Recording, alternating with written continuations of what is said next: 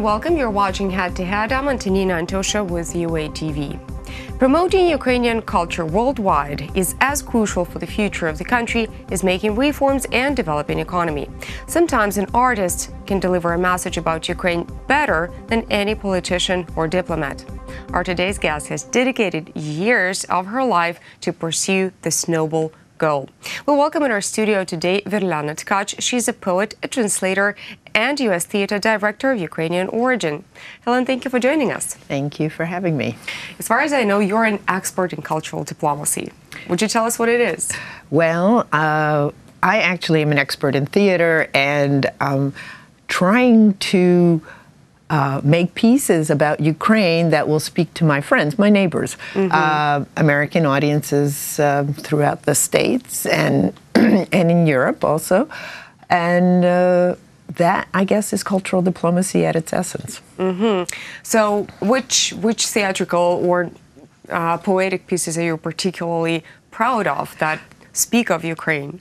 Well, we've done 6 pieces since 1990, and about 2/3 of them are about, touch on Ukrainian topics or Ukrainian issues. We had a wonderful surprise last week. We were nominated for 5 New York Innovative Theater Awards for a theater piece we did with Zhdan and the Dogs, and it was called 2017, Ticina, Zhdan, and the Dogs. And it was really about Ukraine at war in 1917 and today. And Ukraine at war now. Has war become the main topic since it started for the 5th year now? It is an important topic. It's not the only one, always, because it's kind of overwhelming. We did, our first piece about the war started actually in 1913, before the war started. We were in Donetsk and doing a piece, and it became a piece about war, which eventually we did in New York as Hitting Bedrock. That was a devastating, very hard piece about refugees and the people we knew, what happened to them. The people we started this lovely little piece about dreams in Donetsk with. And then and they became refugees and shot, and in the war, all kinds of things happened to the 30 people we were working with. So that was kind of their stories. And but recently we also went back to a very beautiful piece because I think everybody needs relief. Of course. We're making a piece right now about a Swedish village in Ukraine. Tell us more. It's in Kherson, and we ran into it totally by chance, but now we're sort of making a piece about, it's called Pід крилом ластівки here, and it's about how the Swedes came to Ukraine in... So it's about old Swedish culture in Ukraine? It's about old Swedish culture, truly old, because most of the people, the really interesting thing about this village, they speak Gammelsvensk, which is old Swedish. It's like old, Shakespearean English, basically. It's so how a culture tries to preserve itself. So we've done pieces like that about Canadian Ukrainians and other topics, but it's how a sort of small group of people hang on to a sense of culture, and I think it's a wonderful little piece. What is the feedback you usually get on your theatrical pieces? Well, it really depends on the piece, and the people. But I think the Ticina, Zhdan, and the Dogs, people just loved it because it was fun. I mean, it was a horrible topic, in terms of war and terror and everything else. But at the same time, you have an 8-piece rock band in it and a very positive message of know your rights,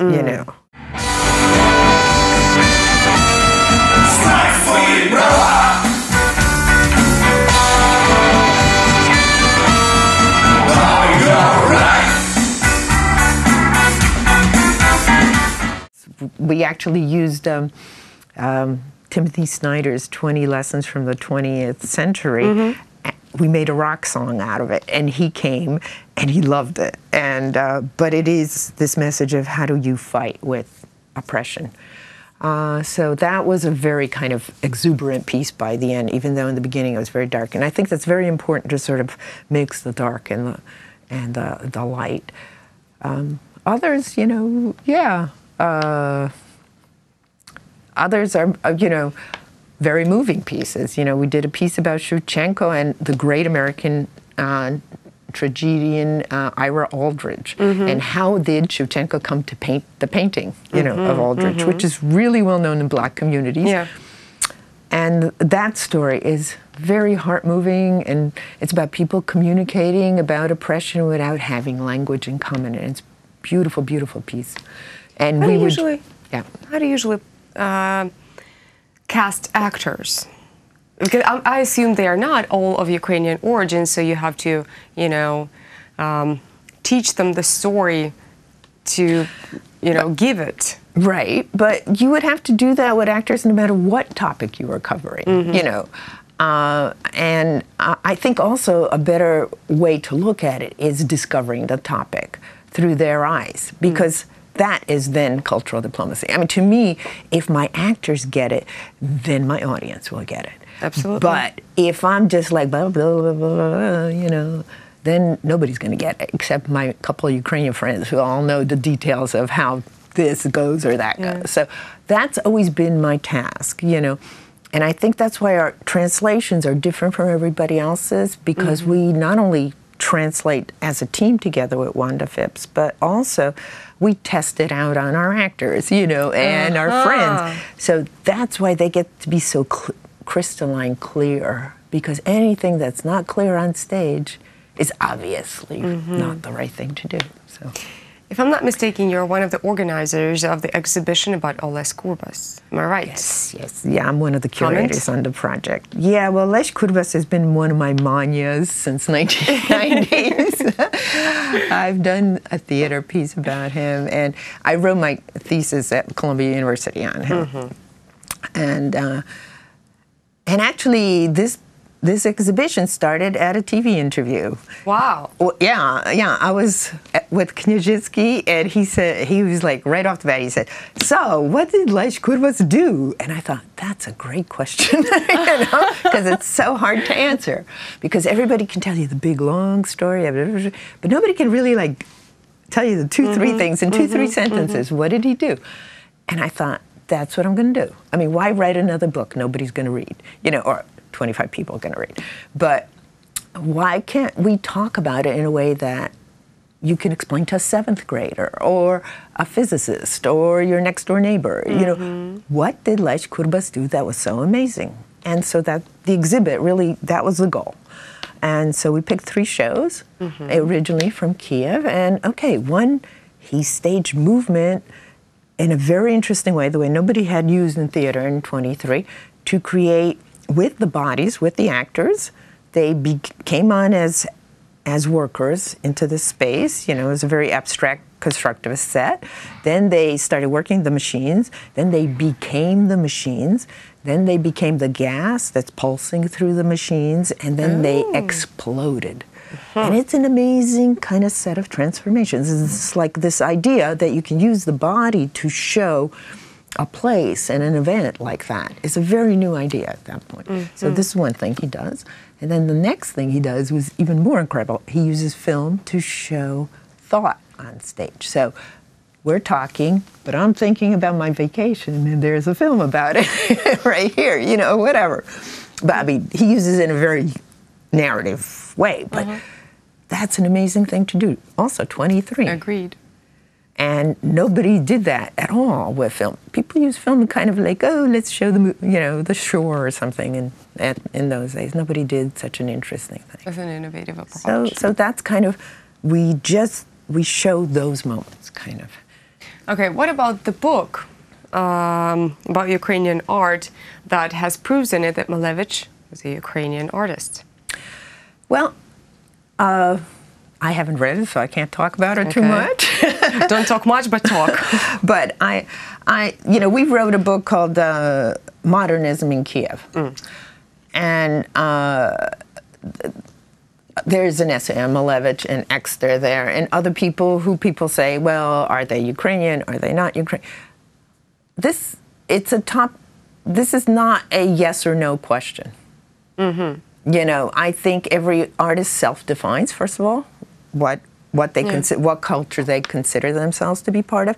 But that doesn't mean that another culture can't share in the wealth of that art, you know.